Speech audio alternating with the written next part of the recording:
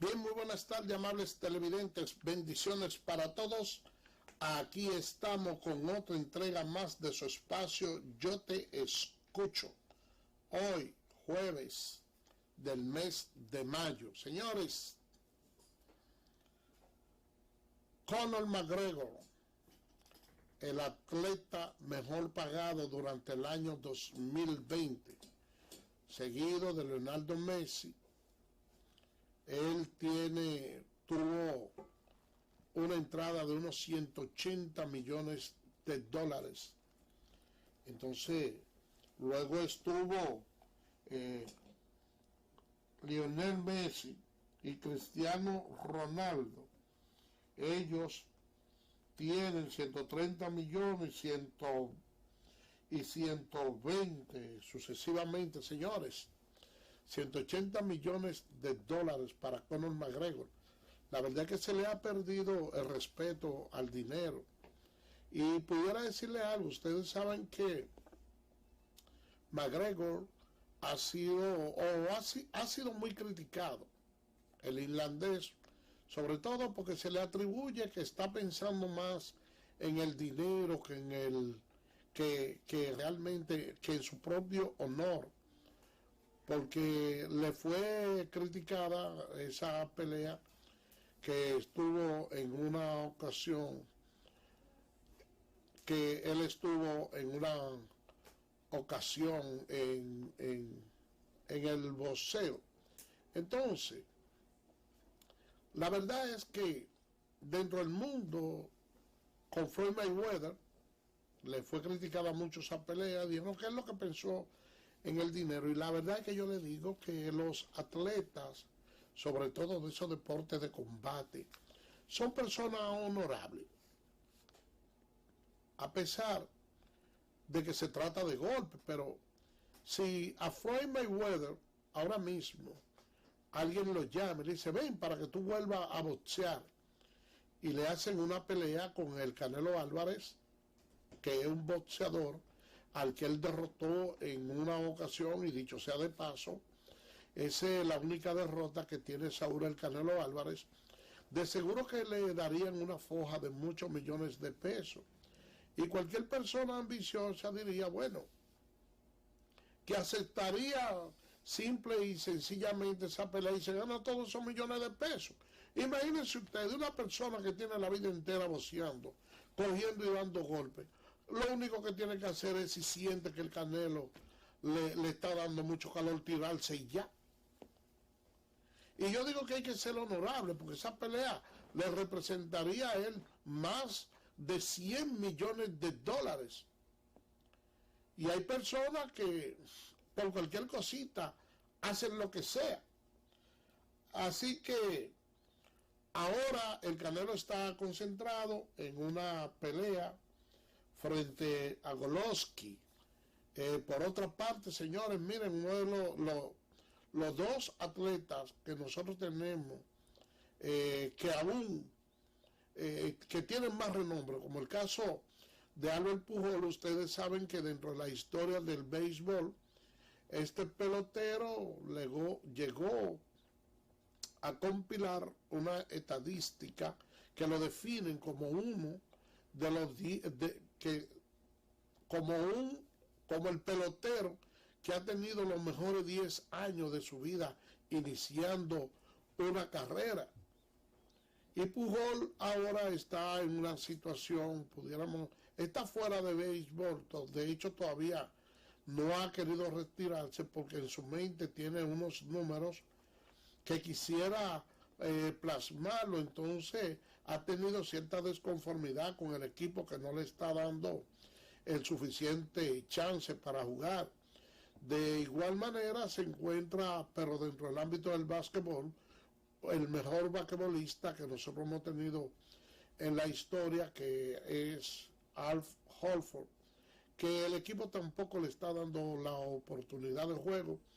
Y tenemos esos dos jugadores veteranos ahí, prácticamente con una carrera por el momento ya diezmada, y que se han mantenido todavía de manera oficial. Albert Pujol no se ha retirado, aunque yo creo que él debiera de buscar cualquier equipo que quiera contratarlo. San Francisco ha estado detrás de él para anunciar su retiro ya por los diferentes estadios, quizás jugar un juego o algo, porque es lamentable uno ver un atleta con tanta gloria que salga del escenario así, vamos a decir, sin pena ni gloria.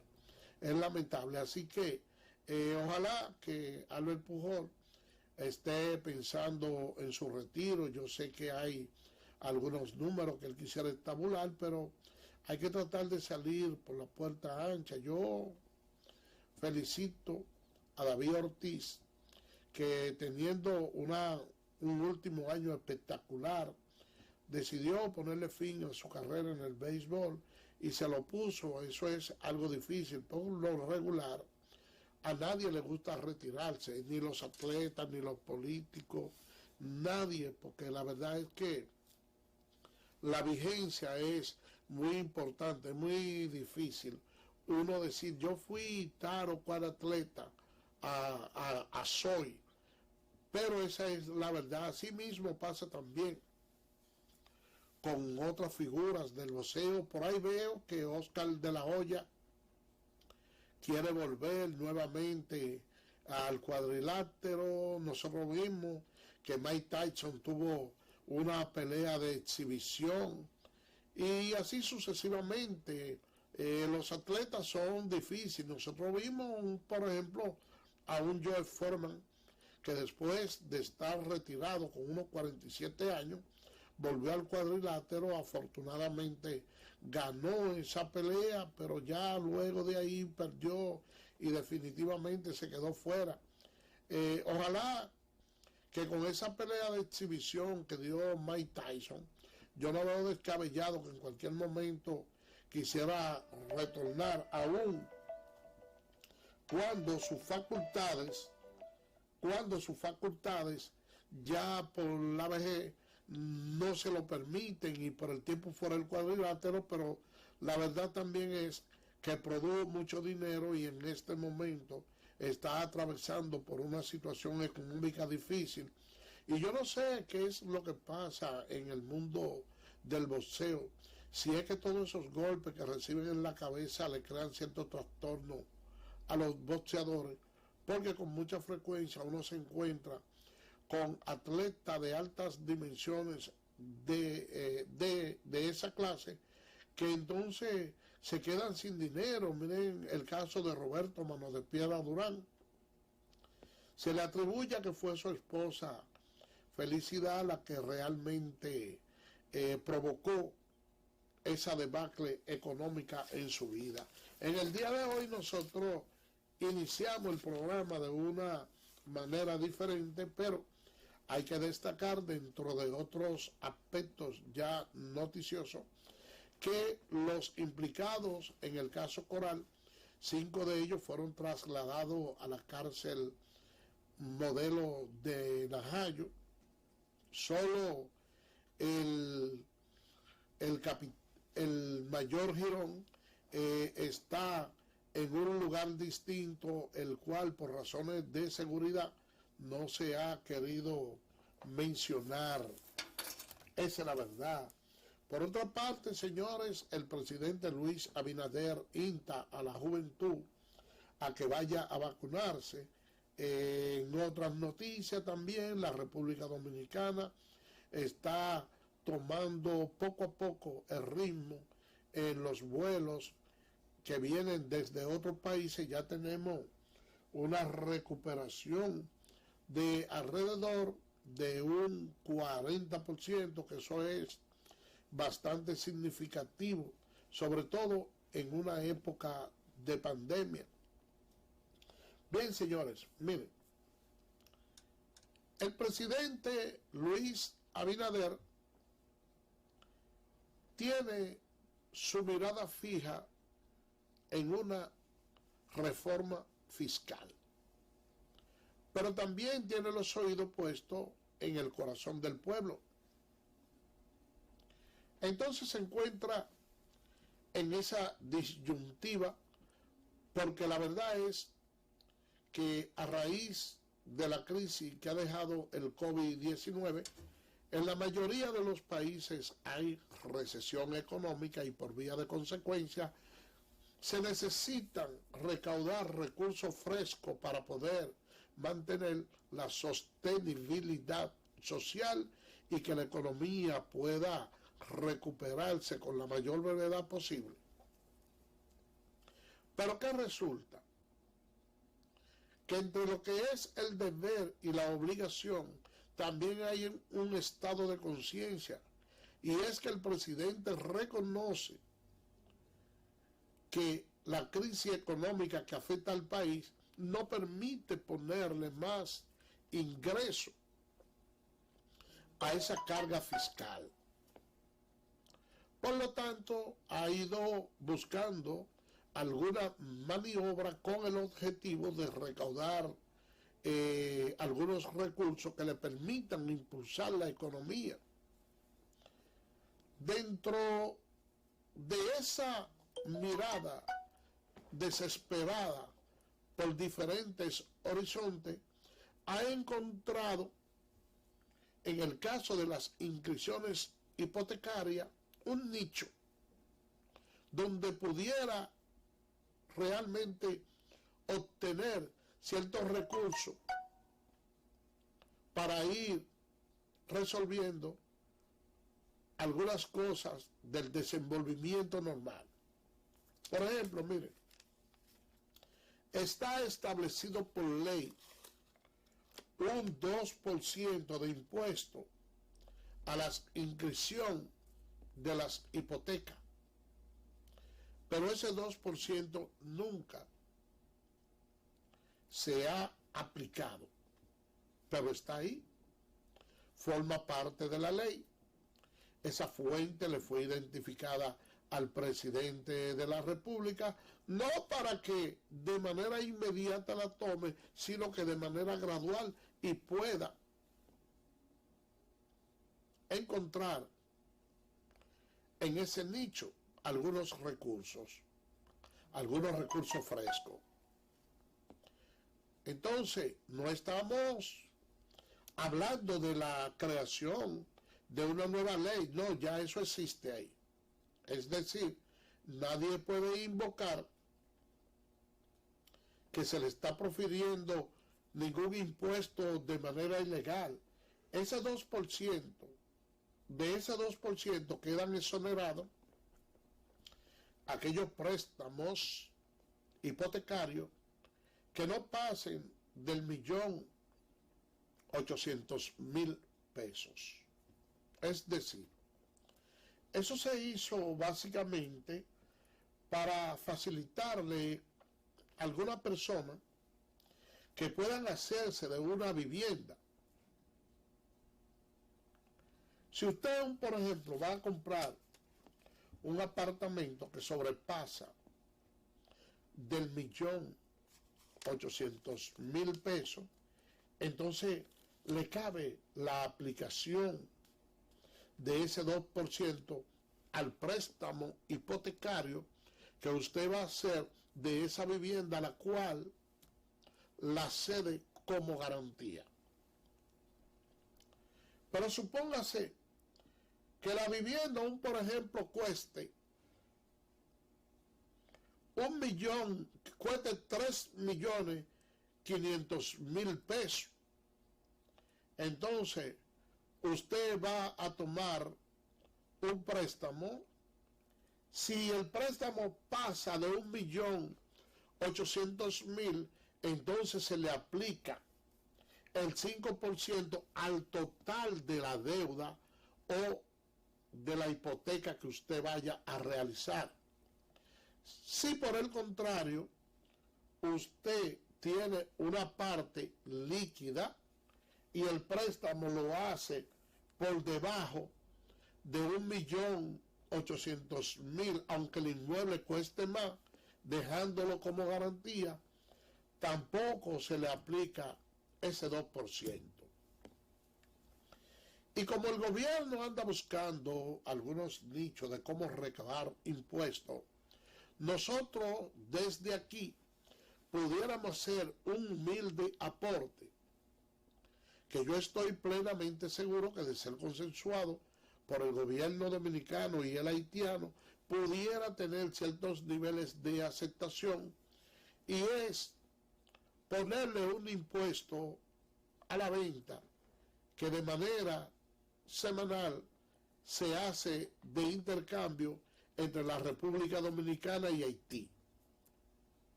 Si el gobierno le pone impuesto a esa venta, aunque se ve un poco difícil de poder fiscalizar esa parte, yo entiendo que podría obtener pingües dividendos, ya que en los últimos días se ha estado rompiendo récord de la cantidad de productos o del intercambio comercial entre ambos países, llegando en una venta a unos niveles de unos 400 millones de pesos. Eso es mucho.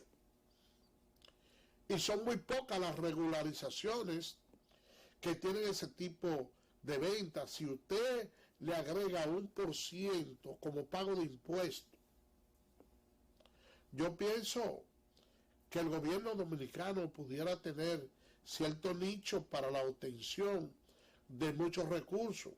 Por ahí también hay muchas actividades que nosotros iremos identificando, en la cual se generan muchos recursos y que el gobierno no le pone impuestos.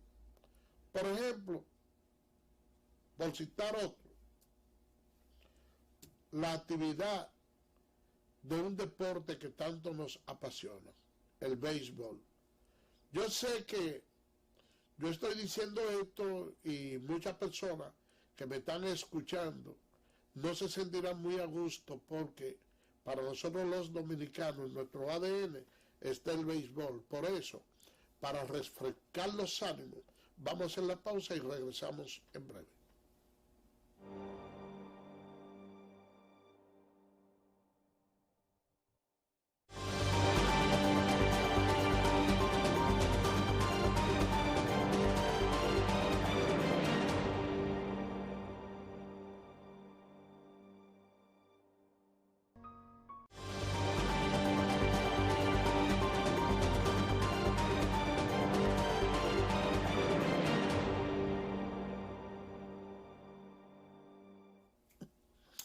Bien, señores, gracias por permanecer con nosotros. Miren, el presidente Luis Abinader le ha estado haciendo un llamado a los jóvenes a que vayan a vacunarse, y yo entiendo que vale la pena hacerle caso. Miren, ya los pacientes de COVID-19 ocupan las camas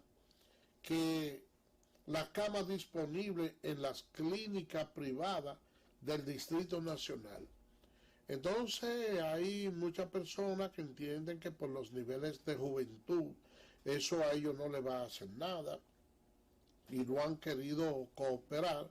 Pero entonces, ¿qué resulta? Independientemente de que a ellos no lo vaya a matar, pero entonces se convierten en vectores de otras personas que están sanas, que tienen cierta falencia y que ellos pueden contagiar. Nosotros tenemos un privilegio en nuestro país, y es que las autoridades han hecho un esfuerzo sobrehumano para obtener una cantidad de vacunas que nos ha mantenido a nosotros en la vanguardia ante muchos países que se entienden que tienen mejor posición económica, porque todavía hay países donde todavía no se ha puesto ni siquiera la primera vacuna, y eso es una cuestión que es extremadamente preocupante. Miren, cuando yo vi la información de que en el día de ayer, de hoy, de ayer murieron 4.200 personas en la India. 4.200 personas en un solo día. Esa es una cantidad bastante grande. Entonces, hay que tener, señores, los niveles de prudencia, y la persona vacunarse, y ojalá que pudiera extenderse a todos los niveles, incluyendo los niños, porque ya ustedes saben que está previsto para el 25 de este mes hacer la integración total en las escuelas de manera voluntaria. Cuando el ministro de Salud dice que es de manera voluntaria, se refiere a que usted como padre, si no quiere integrar a sus niños, bueno, pues usted no se le va a obligar a integrarlo.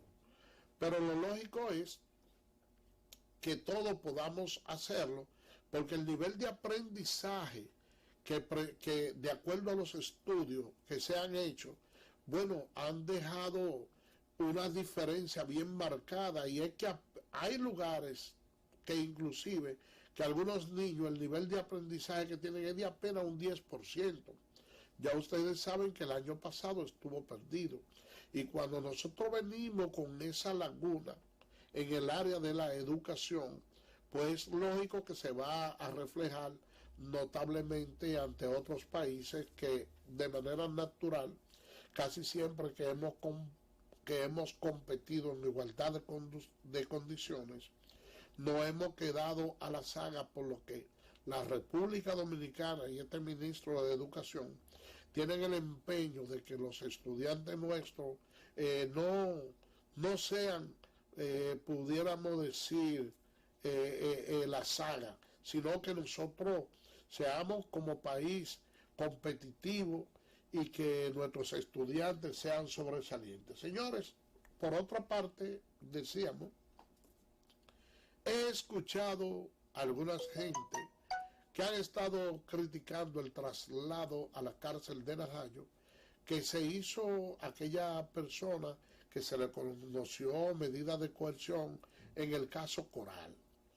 Porque nosotros hemos estado impuestos a que siempre se hacen unos niveles de aparataje bastante grandes, y lo más fuerte es cuando a un pueblo le cambian la costumbre, porque eso es como lo más difícil de uno poder asimilar como seres humanos, adaptarnos a los nuevos tiempos. Miren, yo felicito la actuación de la Procuraduría General y la Dirección de Prisiones, que hicieron ese traslado de esos reclusos en hora de la madrugada, donde la persona no lo estaba esperando, porque ya nosotros tenemos de la gestión pasada del ex procurador Jean Alain Rodríguez, donde se encargaban de montar show en desmedro y de la dignidad de muchos de esos reclusos.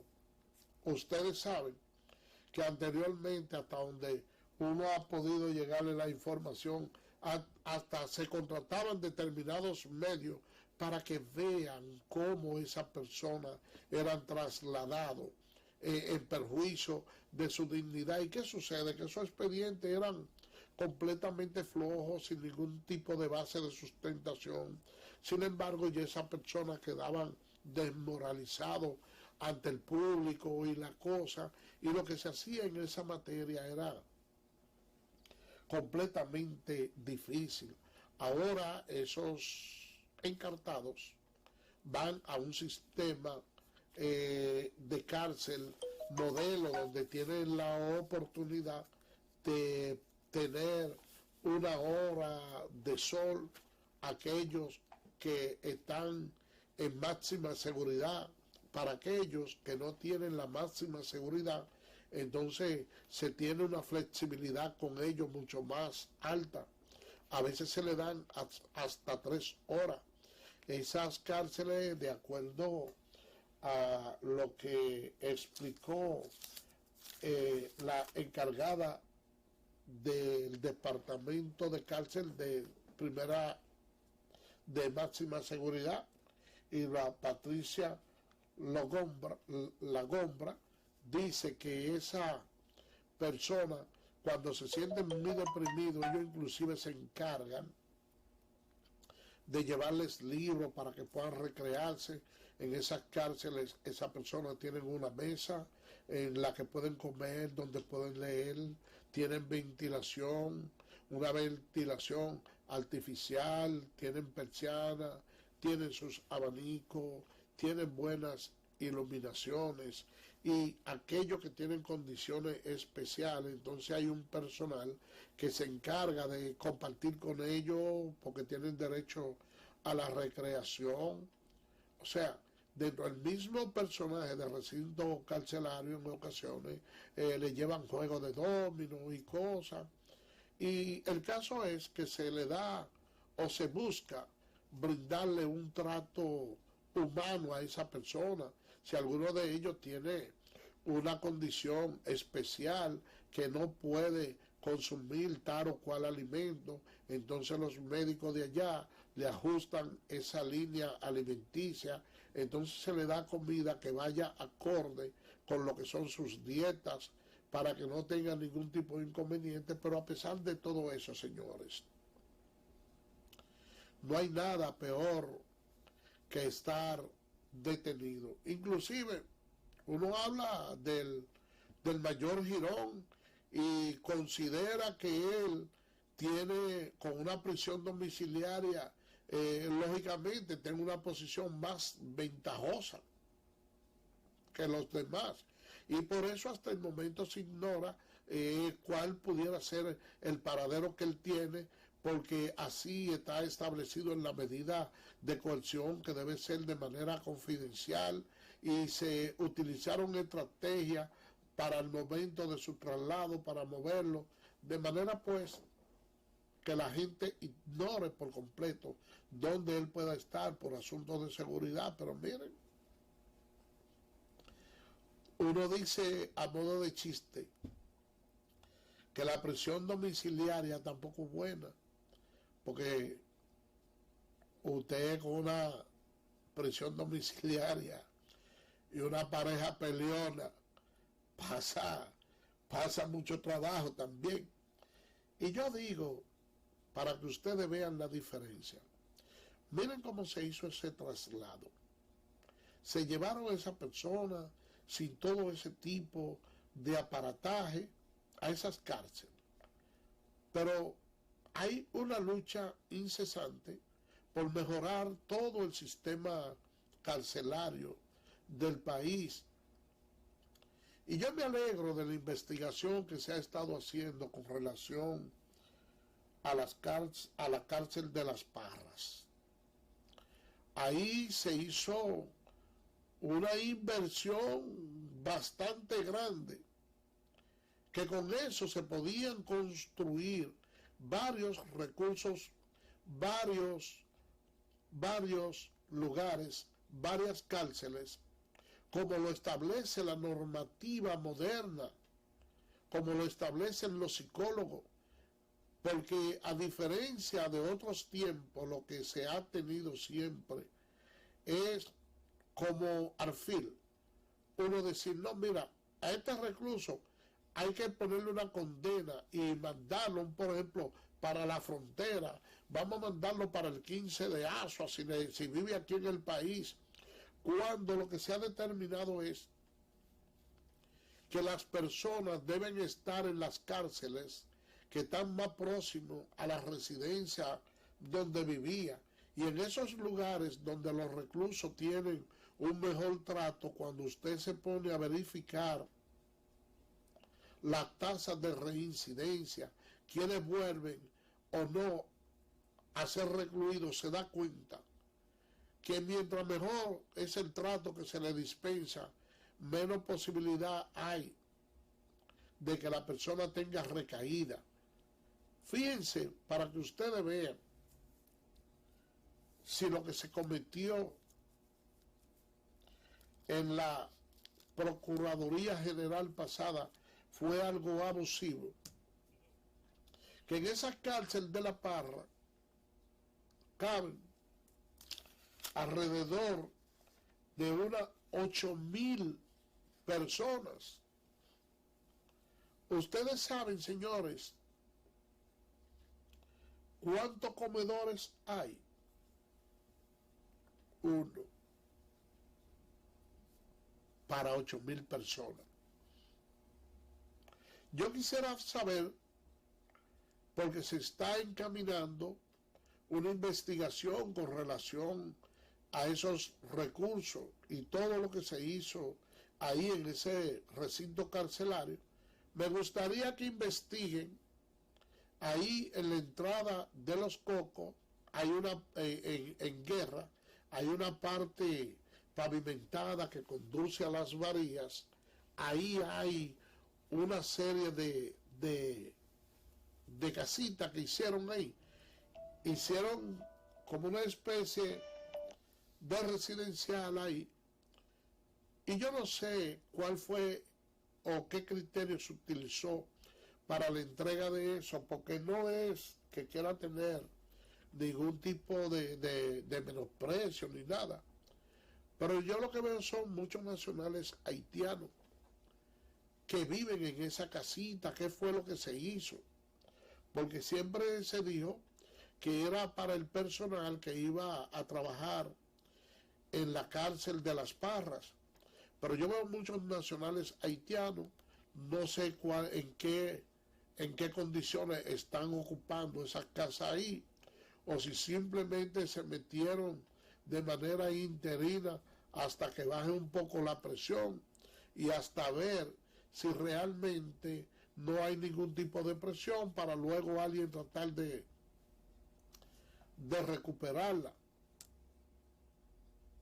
Este caso, con estos reclusos de la Operación Coral, ha llamado mucho la atención porque se trata de personas que pertenecen a las Fuerzas Armadas, también hay dentro de la misma Policía Nacional, perdón, y la gente ha estado preocupada y ha dicho, o se siente sorprendida, de que dentro de las Fuerzas Armadas haya una corrupción al nivel que se está ventilando ahora en esta Operación Coral, que falta mucha gente todavía por encartar y que se están haciendo serias investigaciones, porque ese grupito de 6 que está ahí no eran los únicos responsables, ahí había mucha gente más. Y yo me puse a darle mente a eso y calculé lo siguiente, digo, bueno, yo no sé por qué esto a nosotros no ha causado tanta sorpresa, porque la corrupción dentro de las Fuerzas Armadas siempre ha existido. Fíjense en el caso de los tucanos, y si ustedes recuerdan, en aquella ocasión en donde se le hizo un sometimiento al expresidente Salvador Jorge Blanco, que en aquella ocasión se hizo de manera injustificada para hacer un daño político. ¿Por qué yo le digo que se hizo de una manera injustificada? Porque el doctor Joaquín Balaguer,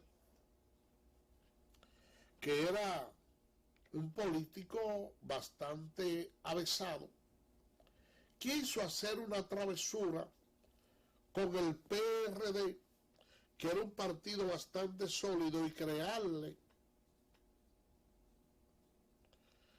una situación de que la persona dejara de confiar en él y lo viera y lo etiquete como un partido político corrupto.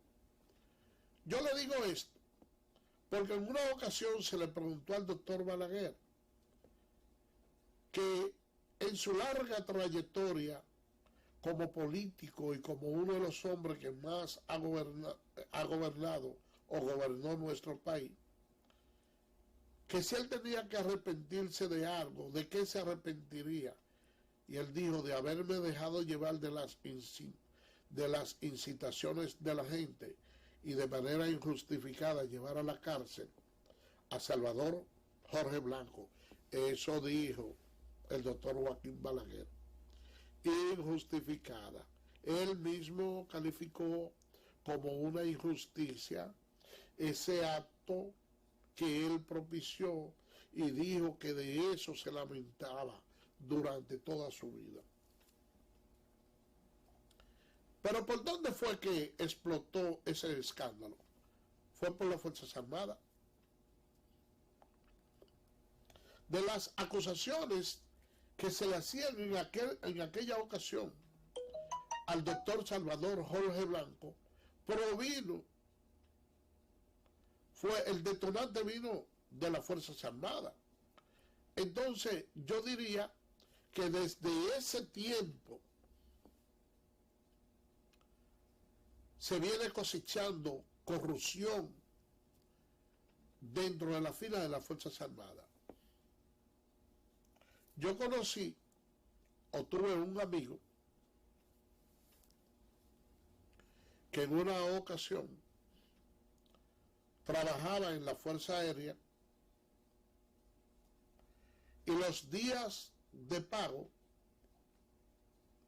a pesar de que él simplemente era sargento, siempre conseguía mucho dinero, porque no solo son las botellas, no solo son los especialismos que dijo el mayor Girón, también hay jefes departamentales que agarran y le ponen multa a esos soldados tantos días sin disfrute de salario, pero esos cheques vienen íntegros de allá. Hoy, ¿qué sucede con ese dinero y ese listado de las personas que le ponen tantos días sin disfrute de salario? ¿Qué usted cree? ¿Que se quedan en el erario público? Ese dinero tienen ellos la forma de cómo distribuírselo internamente. Y esa, señores, es la situación.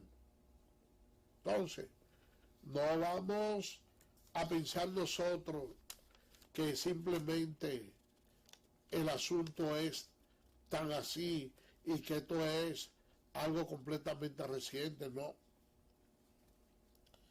Eso viene de muy lejos. Y justamente hablando nosotros de fraude, Antonio Martes hizo un sometimiento a José Ramón Peralta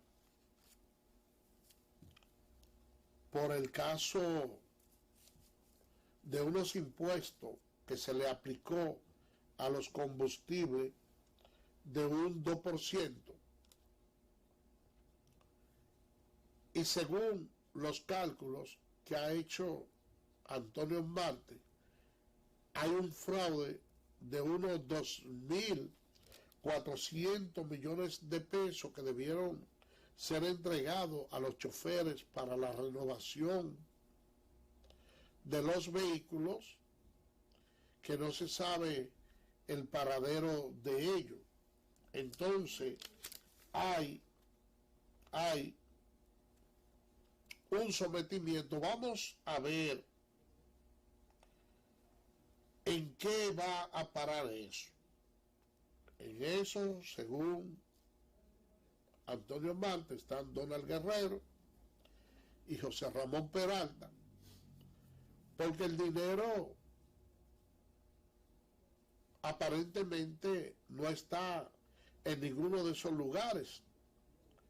Y es muy probable que cuando viene a ver ese dinero, lo que hizo fue invertirse en otras cosas, porque se habló de un 2% por galón de gasolina, que eso hace unos 1.200 millones de pesos durante todo ese periodo. El caso es que hacen como unos 96 millones de pesos, de los cuales a ellos le tocaba un 25%, que hacen como 2.400 millones de pesos, y ese dinero ahora no aparece, se ha esfumado y no se sabe el paradero. Vamos a ver qué es lo que sucede de ahí en adelante y cómo pudieran, cuál es la explicación que pudieran dar José Ramón Peralta y Donald Guerrero de eso. Por otra parte, señores, yo realmente no sé cómo es que andaba este país en materia de corrupción. Hoy escuché a Chu Vázquez dando una explicación, una especie de rendición de cuentas ante el Senado de lo que ha hecho en su gestión. Y la verdad es que la cantidad de dinero que se esfumaba del Ministerio de Interior y Policía era bastante grande. Por citar un ejemplo, decía Chu Vázquez que el anterior ministro de Interior y Policía, solo por el gasto o consumo de gasolina, tenía una asignación de 210,000 pesos todos los meses. Y uno que tiene vehículos que también consume mucho combustible, como que yo no alcanzo a entender que una persona diga que su vehículo le consume 210,000 pesos de combustible mensual. Pero ¿cómo puede ser eso? Y que por ese concepto el ministerio, el director, el ministro ahora Chu Vázquez, apenas consume 30,000. Pero el antiguo, 180,000 pesos más de combustible. No, señores. Nosotros andamos demasiado mal. Que al momento de cuantificar las botellas, la cantidad de dinero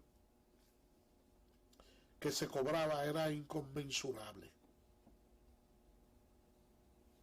Y hace un relato, mire, de una manera detallada de todos los gastos que tenía ese ministerio, que yo mínimo espero que el amigo Chu Vázquez se motive, haga, aparte de ese informe, lleve todas esas evidencias y que se apoderen los tribunales del país para poder, señores, procesar al ex ministro de Interior y Policía. Porque no es verdad que una situación de esa naturaleza, como que le vayamos a pasar un paño tibio y que sencillamente ya todos esos actos de corrupción, que ya todo se quedó ahí. Porque este país, señores, hay que enderezarlo. Esto no puede continuar así, de esa manera. Hay que ir profundizando y cada día ir sometiendo a todo el que tenga que someterse, porque si no se hace eso, entonces esas puertas van a quedar abiertas ahí. Pero la parte que más me molesta es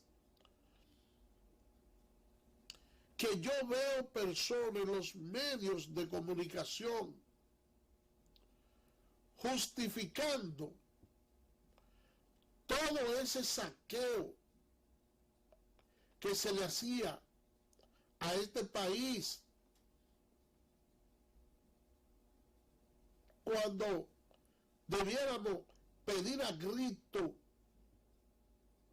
que todas esas personas sean sometidas a la acción de la justicia, cuando debiéramos mantenernos vigilantes con las actuales autoridades para evitar que se caiga en lo mismo. ¿Y ustedes saben algo? La sociedad dominicana se ha mantenido vigilante. Y todavía le queda una prueba de fuego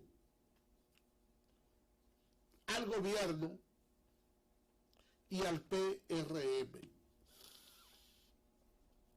Y es, señores, que se están haciendo la terna para escoger el defensor del pueblo.